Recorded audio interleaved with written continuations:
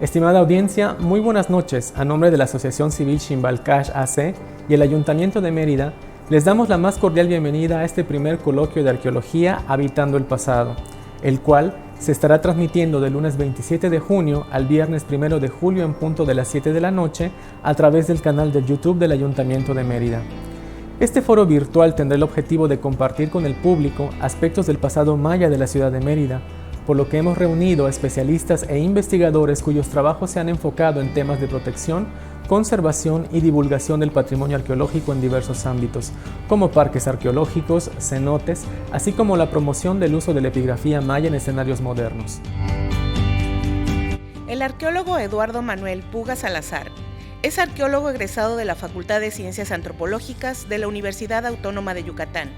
Se ha especializado en epigrafía e iconografía mayas, así como en las técnicas caligráficas desarrolladas por los escribas mayas. Bajo esta línea de trabajo, ha abordado temáticas como las representaciones de género, los títulos nobiliarios, la figura femenina, la indumentaria, el arte suntuario, los dioses, la muerte y la arquitectura maya.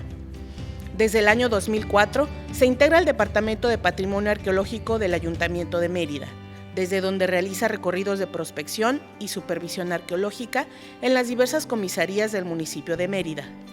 También ha colaborado en proyectos de rescate y salvamento arqueológico, así como análisis epigráficos e iconográficos en conexión con el Centro INAH Yucatán.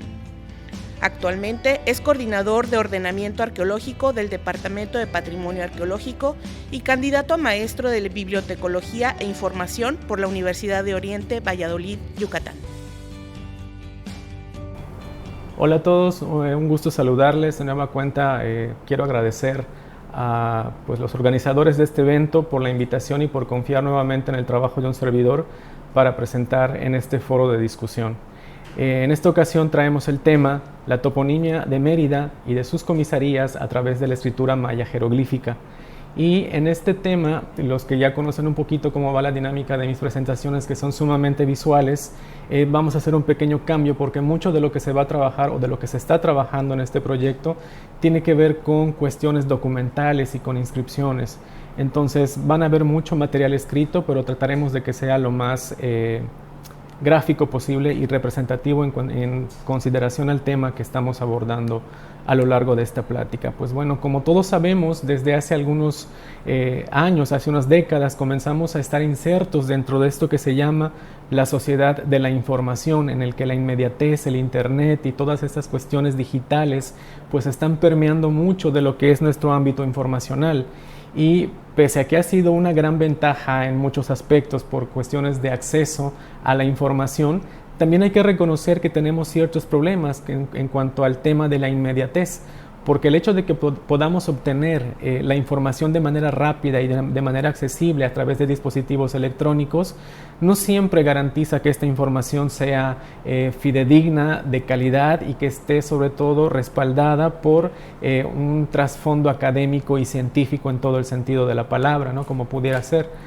En este caso, y en ese sentido ya aterrizando en nuestro tema de estudio, nuestro país sabemos que es uno de los países que tiene en la mayoría de sus topónimos raíces indígenas, y siendo esto pues una característica desde el periodo prehispánico, ¿no? En el que estos topónimos coincidían con la descripción de propiedades y la configuración del terreno. Ya durante la época de la colonia, la toponimia se vincula con el santoral y las actividades económicas de cada región. Por lo tanto, podemos entender los topónimos en su origen como términos esencialmente descriptivos, debido a que todos ellos se relacionan con aspectos orográficos, topográficos y acontecimientos que tienen mucho que ver con la región en la cual se han originado. Y nuestro estado no es la excepción.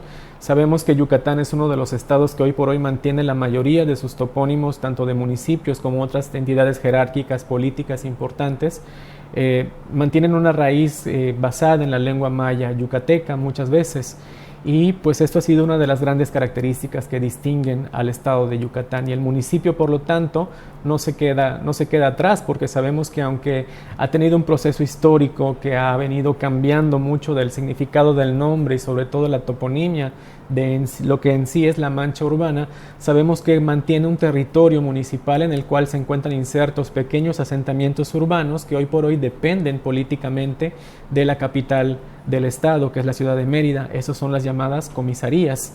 Junto con ellas existen otro tipo de asentamientos todavía más pequeños que son considerados como las subcomisarías de la ciudad. Para el caso de este proyecto únicamente he considerado los nombres de las comisarías a fin de no saturar, porque ya de por sí las 27 comisarías pues son un grupo bastante extenso de discusión, aunque también se están abordando los nombres de las subcomisarías. En esta ocasión, vuelvo a repetir, solamente vamos a abarcar los nombres de las comisarías.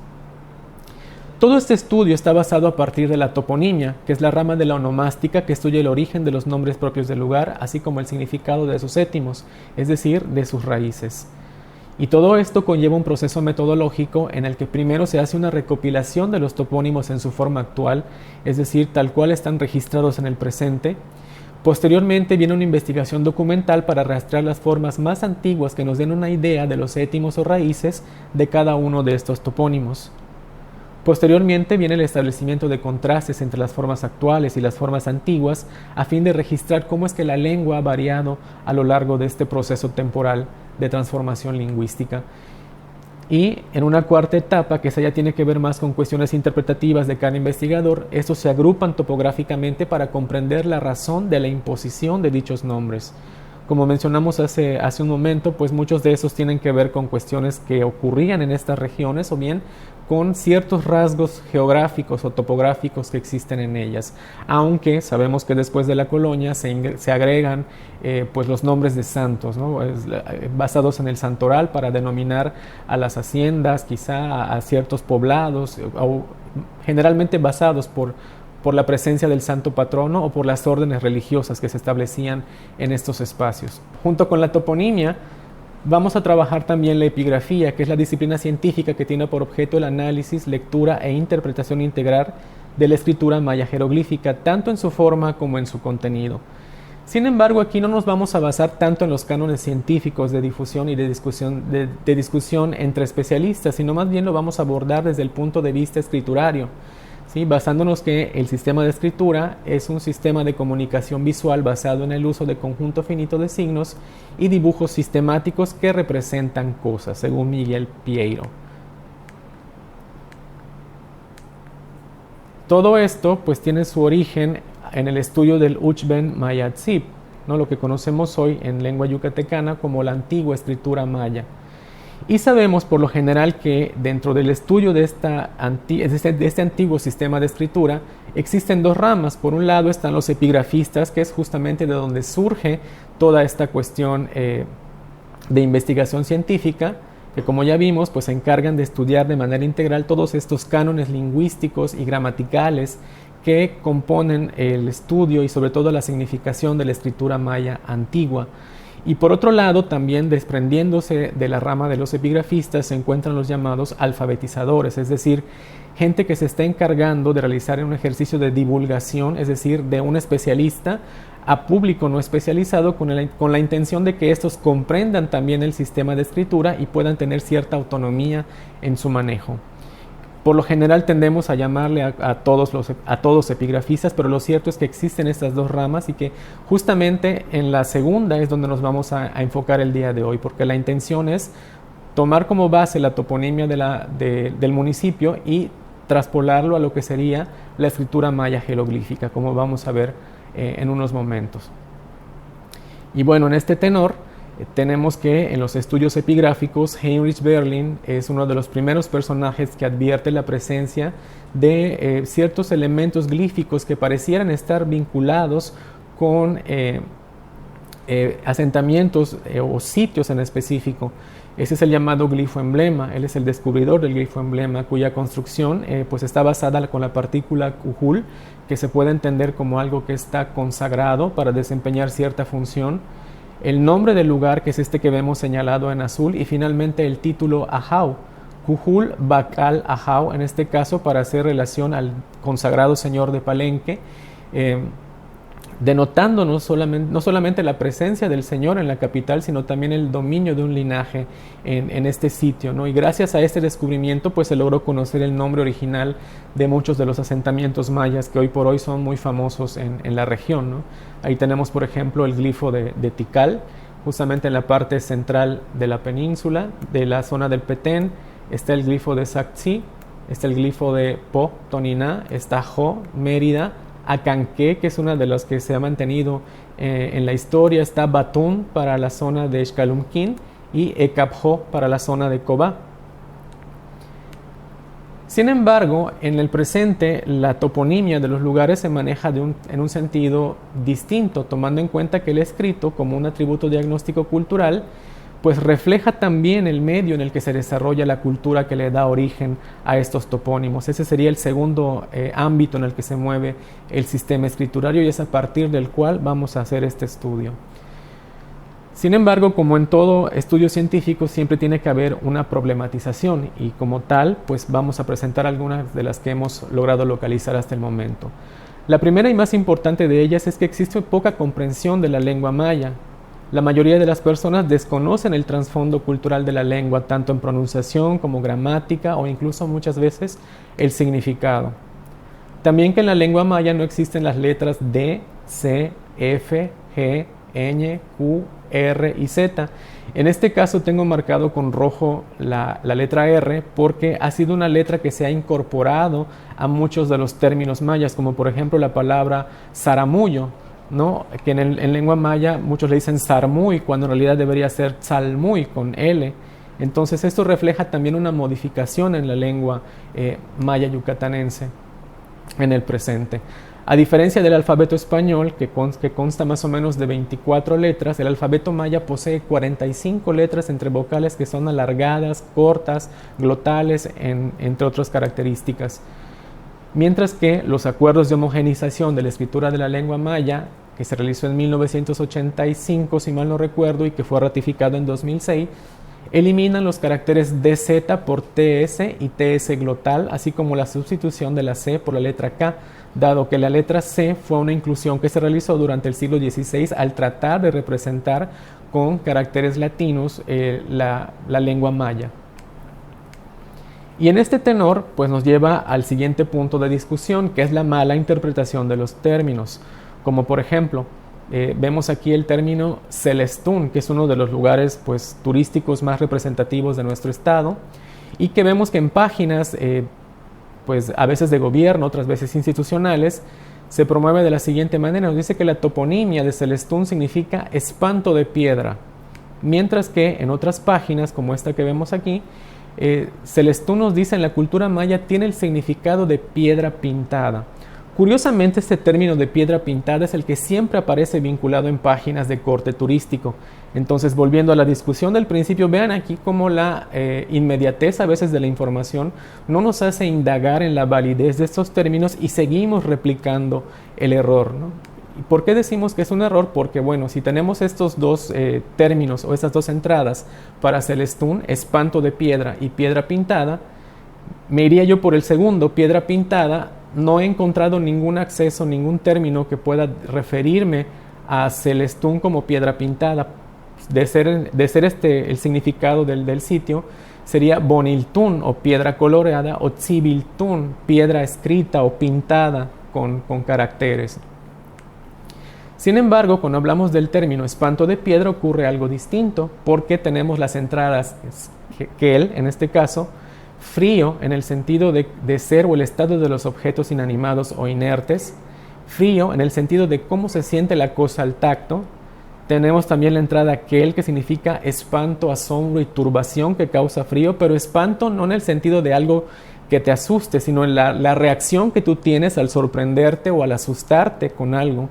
Y finalmente, Kel como frío y tenerlo. El término Kel, por lo tanto, nos está remitiendo a que algo está causando frío, nos está causando un impacto que nos da este escozor. Literalmente nos dice que dé frío del impacto, ¿no? Es una entrada que tiene que ver con imitar o remedar.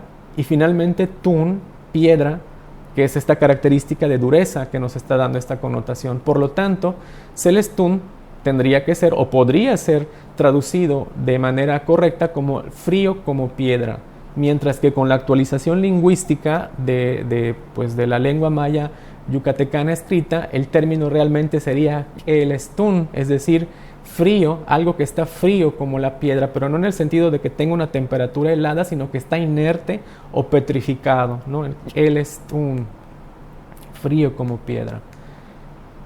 Y finalmente, la posición geográfica del sitio también nos revela mucho, porque sabemos que Celestún se encuentra en la esquina noroeste de la península, que es justamente donde cada año este fenómeno atmosférico que conocemos como el norte o los frentes fríos impactan, digamos, es el primer lugar o punto donde impactan y es donde obviamente tienen mayor fuerza. Y curiosamente en esta zona geográfica que se encuentra en la región noroccidental es donde encontramos muchos topónimos vinculados con el término Queles, el Chacán, por ejemplo, el Estún, Cauquel, de los cuales vamos a hablar un poquito más adelante.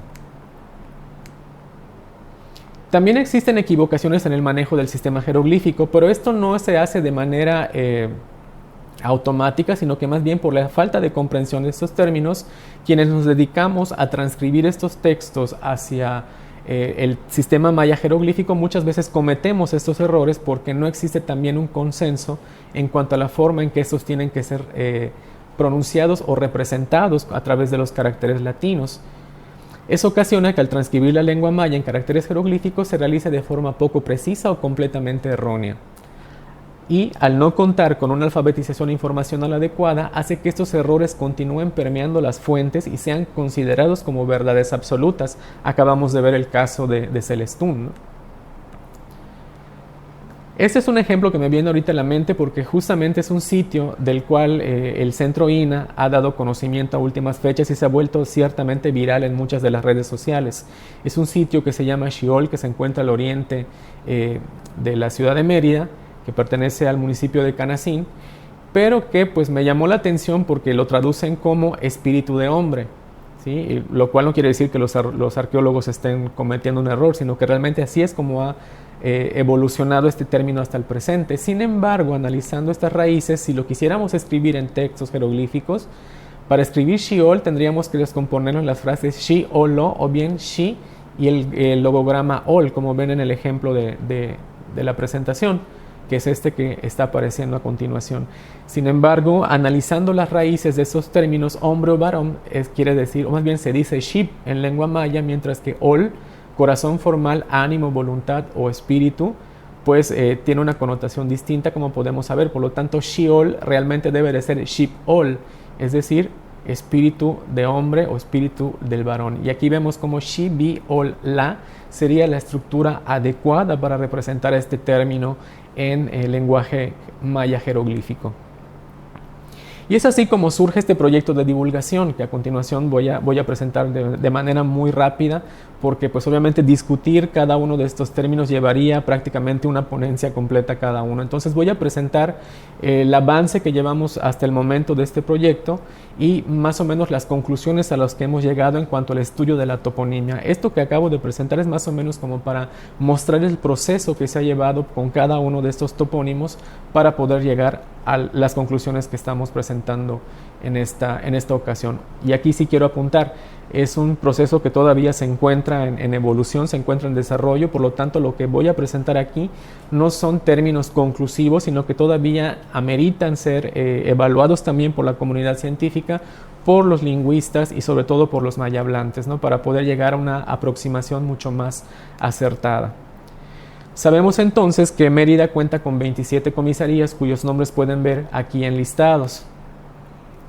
Cerca del 80 o el 70% de ellas mantienen un término cuyas raíces provienen de la lengua maya, como pueden ver aquí ya señalados, aunque otros mantienen nombres de santos mezclados también con la lengua maya y otros permanecen como nombres de apellidos, y ahorita vamos a discutir cuáles de ellos son.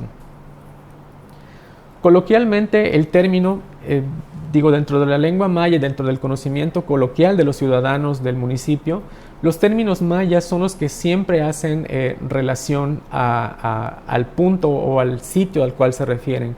Como por ejemplo, Tzacalá, no dicen San Antonio Tzacalá o voy a San Antonio Tzacalá, dicen voy a Tzacalá, voy a Chimay, etcétera, ¿no? Para decir que aquí el término maya parece ser que va permeando con mayor preferencia en el uso por parte de la población.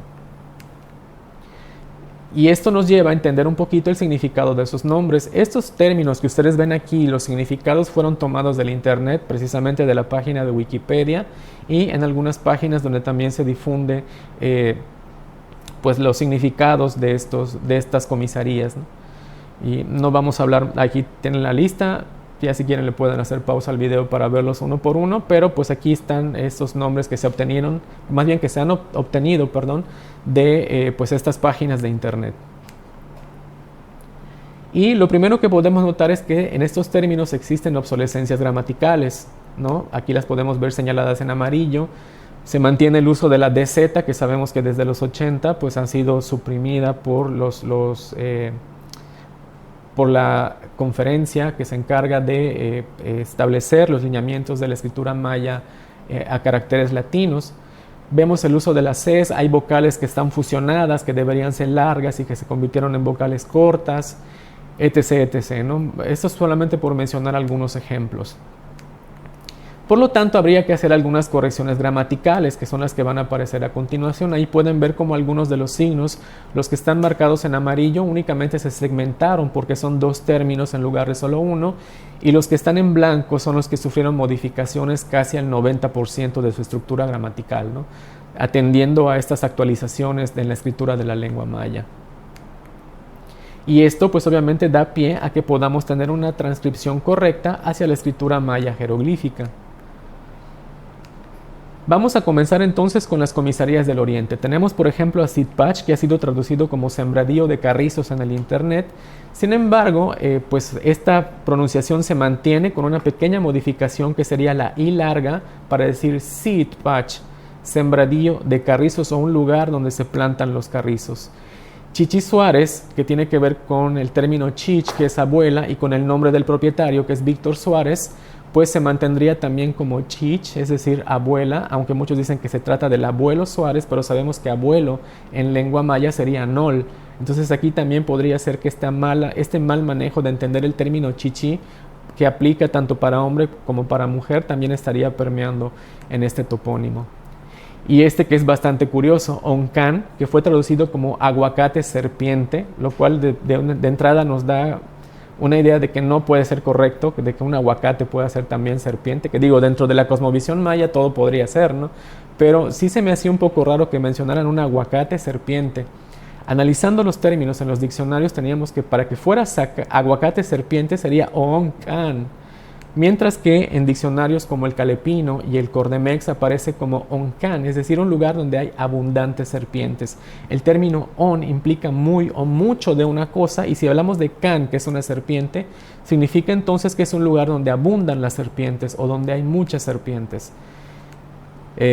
Ya pasados al término jeroglífico, pueden ver aquí los ejemplos de Sitpach como sembradío de carrizos, chich para abuela, en el caso de Chichi Suárez, y oncan para abundantes serpientes.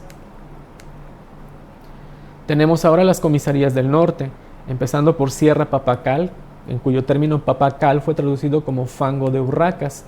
Sin embargo, dentro de las entradas del Calepino y del Cordemex encontramos el término papacal, así de manera conjunta, que puede significar manta a medio doblar o algo que es más bajo de lo normal.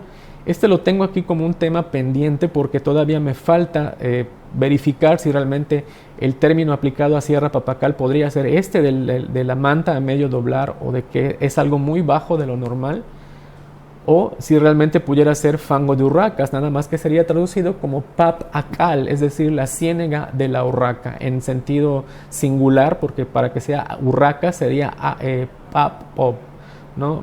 Papop akal, en este caso es pap akal, la ciénega de la urraca. Luego tenemos a Tamanché, que ha sido traducido como el carnero de madera, que bueno, se mantiene también dentro del ámbito de lo correcto, porque tamán también es una entrada para carnero y che para algo que está fabricado de madera o incluso para árbol, pero también podría ser tamanché en el sentido de que es un árbol de algodón, lo cual tendría también un poco más de sentido. Y aquí pueden ver que esas dos comisarías tienen estas dos entradas de significación, porque son cosas que todavía estamos en proceso de decidir cuál es la adecuada basándonos en el fundamento científico, lingüístico y escriturario de la región. Luego viene Xkunya, que fue traducido como hondonada del zapote, que para hacer este término tendría que pronunciarse como Xkomya. Sin embargo, entre el Cordemex, el Calepino y el Chilambalam encontramos que el término realmente podría ser Xkunya, que significa bruja o hechicera de serpientes. Y aquí lo que estamos viendo también es esta imposición o este cambio de términos que probablemente representaban títulos de oficio y que ligados también a esta visión del catolicismo y de la lengua, del cristianismo que apremió a la región, pues fueron como destituidos y cambiados en su significado por cosas que se alejaran justamente de estos títulos de oficio como bruja o hechicera, ¿no? Kunya es un brujo o hechicero que encanta serpientes o animales salvajes.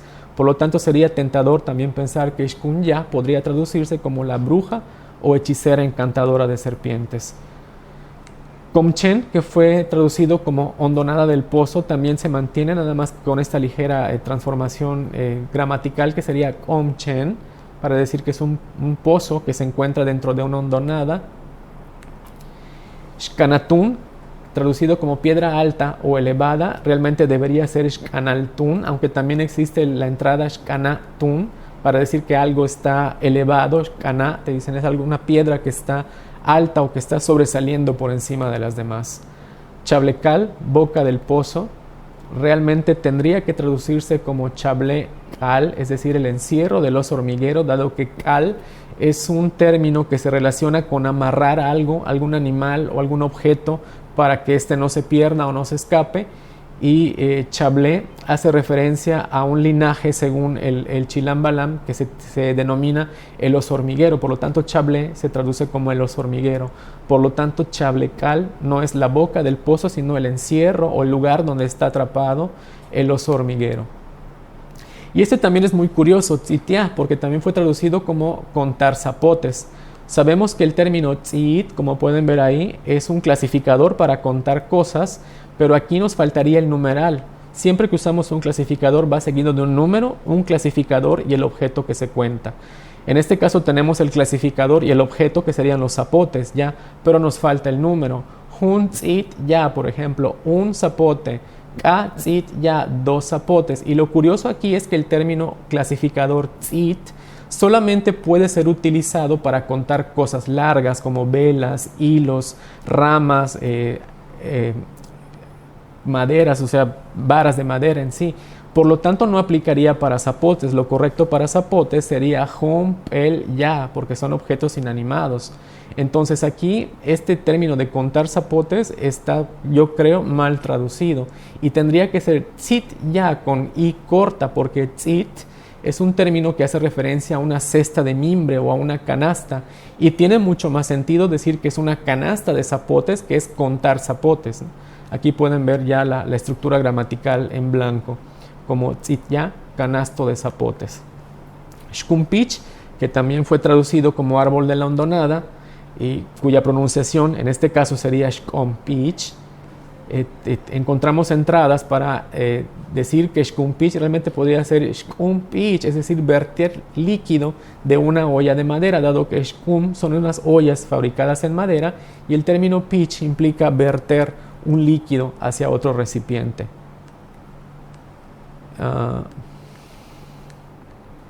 Santa Gertrudis Copó, que el término copó pues sabemos que tiene que ver con el álamo, que es este árbol con el que se fabricaba el papel en la época prehispánica, aunque justamente hace unos días me comentaron que en unos mapas, el arqueólogo José Escalante me comentaba que en unos mapas que él ha estado revisando aparecía como Santa Gertrudis Copop, ¿no? Entonces también faltaría evaluar este término para ver qué entrada podríamos tener en cuanto a su traducción. Cholul, que ha sido traducido como madera en el agua, pues sería chulul según el Chilambalam, que es una madera con la que se hacen arcos para cacería. Y ya en sus términos jeroglíficos, estos quedarían de la siguiente manera. Ahí está Pap Akal, siguiendo la teoría de que es ciénega de la urraca, Tamanché, el árbol de algodón, Xkunya, la hechicera o encantadora de serpientes y animales salvajes, Komchen, la hondonada en el pozo, Xcanaltún o Xcanahtún, piedra alta. Chablecal, encierro del oso hormiguero. Tzitya, el canasto de zapotes. Xcumpich, verter líquido de una olla de madera. Copó, que es el álamo, y chulul, la madera con la que se hacen arcos. Tenemos ahora las comisarías del poniente, entre las cuales se encuentra Cauquel, que fue traducido como piedras de moler, que bueno, ya en una publicación que hizo recientemente el maestro Güemes Pineda, él hablaba y discutía un poco de cómo podría traducirse este término llamado Cauquel o Cauquel, y él toma en cuenta el documento de López de Cogolludo, donde dice que Cauquel podría significar piedras de moler, ¿no? Y que esta fue posteriormente, en el siglo XIX, siguiendo la fonética del término, pues se le asigna este término como cau o cauqueil, ¿no? Que puede ser traducido como las piedras para moler pepitas de calabaza o las piedras para moler. Sin embargo, en el Chilam Balam de Chumayel, que es un documento todavía más antiguo, aparece la frase Tikel Chahobi, Cauquel Ukaba, Wayeku Tanoms. Y entonces el frío los abrazó, el frío los aprisionó. Y dice, Cauquel es un hombre, ciertamente, dijeron en su lengua. Y es justamente lo que me hace pensar que Cauquel, según el calepino y otros términos, como el Chilam Balam, sería Cauquel, es decir, doble es su frío o dos veces es su frío, para indicar que es un frío sumamente fuerte. Posteriormente estaría Opichén, pozo de las Anonas, que se traduce de la misma manera con esta ligera transformación de Op-i-chen, el pozo de la Anona. Tixcacal, pozo de dos brocales, que realmente sería Tixcacal, es decir, Tish es un chorro de agua que fluye y Cal serían dos oquedades o dos bocas. Glíficamente se representarían de la siguiente manera: Cauquel, doble es su frío; Opichén, pozo de la Anona; Tixcacal, chorro de agua que fluye por dos oquedades.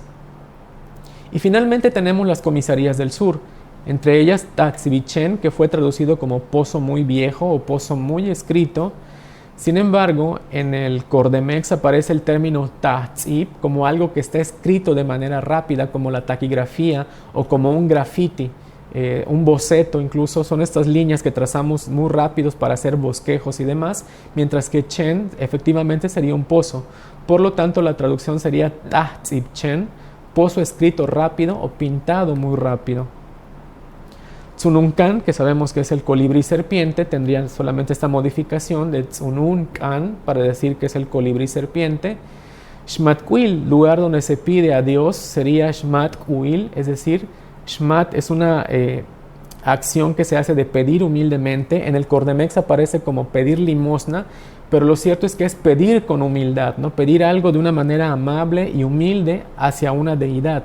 Por eso Shmatquil sería pedir humildemente a la divinidad o al Dios. San Pedro Chimay, que es el árbol de espinas, se mantiene con esta traducción y con la misma estructura, ¿no?, de Chimay, aunque también hay entradas que nos dicen que posiblemente podría ser un término náhuatl que tenga que ver con chimal o escudo. Esto también tendría que corroborarse más adelante. San José Tzal, donde Tzal es la piedra plana; Teshan, que debería ser Teshan, es decir, el árbol de palma; Yashnik o árbol frondoso, que en realidad debería ser Yashnik, primera flor o primer brote; Zacalá, que es uno de los que más problemas dado en cuestiones de traducción, porque tiene varias entradas de significado. Una podría ser Tizacal, que sería el lugar donde se teje, porque ahí ven que en el internet se traduce como rueda tejida de bejuco y albahaca. Sin embargo, Tizacal modifica mucho el término en sí para poder asignarlo como lugar donde algo se teje o se tala. Tenemos también la entrada Tzacal, que indica que algo es contado o está siendo contado, aunque no se especifica qué.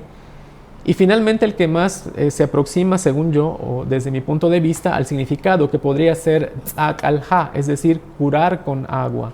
San Antonio Tzacaljá, Por ahí también se habla del agua de San Antonio, que es milagrosa. Entonces también podría tener vínculo con esta significación que se le dio desde la lengua maya, ¿no? Pero también es algo que tendría que corroborarse. Glíficamente, estos términos se representarían de la siguiente manera. Ahí está Chen, pozo escrito de manera rápida. Tsununkan, el colibrí serpiente. Matquil, pedir humildemente a la divinidad. Chimay, árbol de espinas. Tzal, la piedra plana. Teshan, el árbol de la palma. Yashnik, el primer brote o primera floración. Y finalmente, Tzak al-Ha.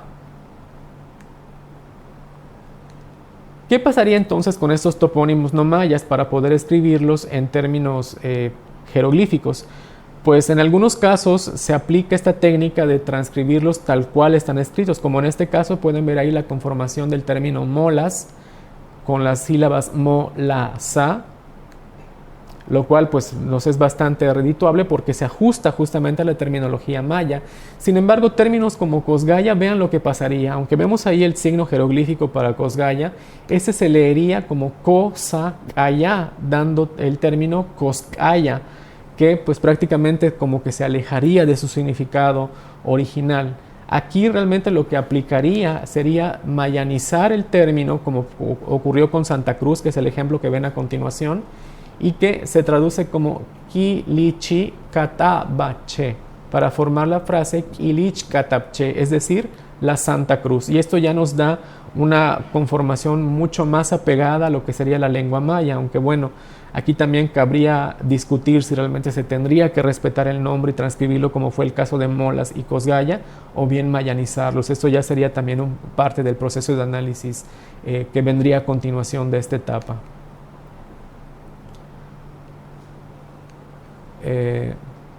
Finalmente, ¿dónde se daría a conocer este tipo de información? Pues existen diferentes medios de divulgación. Para empezar, sabemos que el Ayuntamiento de Mérida asigna la nomenclatura a las entradas de estas comunidades o de estos asentamientos humanos. Como pueden ver aquí en la imagen, el término de Sitpach, ¿no? Que ahí está traducido como detrás de la mata. Y pues bueno, se podrían aprovechar estos espacios para, como pueden ver aquí en las presentaciones, poner el nombre actual de la comisaría, porque pues sabemos que estos nombres se encuentran arraigados también en el lenguaje coloquial, y cambiarlos sería un tanto más complicados. Pero sí colocar dentro de esta señalética estas raíces o estos etimos de los cuales provienen las palabras, como por ejemplo ahí tenemos Tsununkan, que viene del término Tsunun, colibrí, y Kan, serpiente, o Cauquel, que de momento se puede traducir como K, dos o doble, U, su, y Kel, su frío, ¿no? Que sería una muy buena opción también para poder difundir estos nombres. Claro que ayudaría mucho también difundirlos a través de centros comerciales vinculados a estos lugares, como es el caso de Cauquel, que estamos viendo aquí, los mercados públicos, las plazas públicas, y no tendríamos que saturar el espacio también con señalética que de repente pueda contaminar visualmente el área, sino que podrían utilizarse, por ejemplo, códigos QR a través de los cuales pues podrían acceder con el teléfono celular y conocer un poco más a detalle los significados de esos nombres, o bien a través del geofencing. Otro medio de divulgación también podría ser la página del ayuntamiento, donde justamente se ofrece información sobre las comisarías, un número de habitantes, quién es el comisario, cuáles son sus principales características topográficas y demás. Sería también interesante incluir este tipo de imágenes, ¿no? Para que también la gente vaya conociendo y vaya pues tomando en cuenta que estos términos tienen un significado, que están vinculados a parte de su cultura, como es la lengua maya, y que también puedan conocer los significados. Aunque una parte importante también es la divulgación directa a las comunidades, ¿no? Y en eso el Departamento de Patrimonio Arqueológico pues ha estado trabajando ya desde hace algunos años en pláticas de divulgación en comisarías, en escuelas, tratando de dar a entender estos términos a los niños y que puedan conocer también un poco de esta toponimia que tiene hoy por hoy nuestro municipio. Y ya para terminar y como consideraciones finales, podemos decir que la inmediatez informacional no siempre nos garantiza que la información requerida sea fidedigna y de calidad, como hemos visto en estos ejemplos. Los estudios toponímicos contribuyen a tener una mejor aproximación al significado de los nombres de los lugares, teniendo siempre el escrito como base, porque la oralidad muchas veces nos juega por ahí algunas pasadas que nos hacen confundir los significados. Una problemática aún pendiente es consensuar la ortografía que refleja el dinamismo y variedad lingüística que existe en el estado, como por ejemplo, he encontrado 3 entradas para el tsunun, tsunun, tsunuun y tsunun para colibrí, o can, can y kaan para serpiente. Entonces aquí habría que ver cuál es la que mejor se ajusta al contexto lingüístico de estos lugares, ¿no? Y sobre todo de la región en la que nos encontramos, para dar una mayor representatividad a la lengua de la región. Ante esta situación, el lenguaje escrito se posiciona como un valioso dato de recuperación patrimonial para estos topónimos.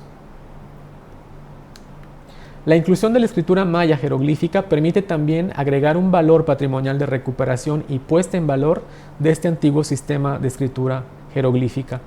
Los avances que hasta el momento se tienen del proyecto revelan una importante connotación informacional vinculada al trasfondo histórico y cultural al que pertenece el escrito. Y finalmente, y muy importante, los datos aquí presentados son avances de un proyecto que aún está en proceso, como dije anteriormente. Obviamente estos datos aún deben someterse a investigación mucho más profunda y a la opinión de la comunidad académica y lingüística. Como dije anteriormente, son propuestas que obviamente necesitan ser discutidas y que obviamente van a ser sometidas a la crítica de la comunidad científica, lingüística y maya hablante. Por mi parte es todo, les agradezco su atención, espero que haya sido de su agrado esta ponencia. Muchísimas gracias.